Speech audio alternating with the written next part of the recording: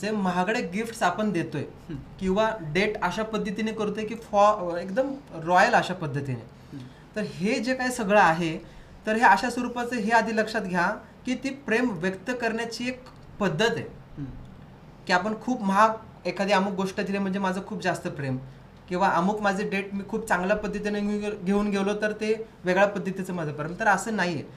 प्रेम व्यक्त करण्याची ती फक्त एक भाषा आहे किंवा तो एक असा मार्ग आहे, हे आधी समजून घेतलं पाहिजे. बरं, मग अपेक्षित नेमकं काय?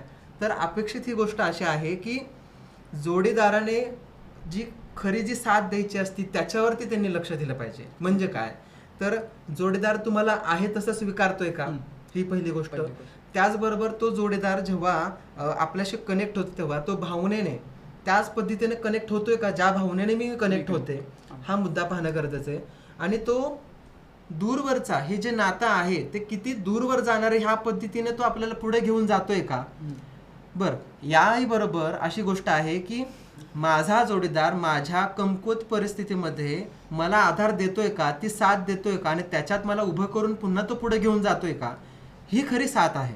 म्हणून जोडीदाराने ह्या महागड्या गिफ्ट्स ह्या मटेरियलिस्टिक गोष्टी मागे पळण्यापेक्षा मला असं वाटते की आपण ह्या जे रिअलिस्टिक गोष्टी आहेत ज्या नात्याला खरंच अपेक्षित आहे त्याच्यावरती जर तुम्ही फोकस ठेवून जर पुढे गेलात तर ते नात्याला खरंच पूरक ठरेल आणि ते नातं जास्त अजून बहरण्यासाठी एकमेकांना तुम्ही मदत कराल असं आहे.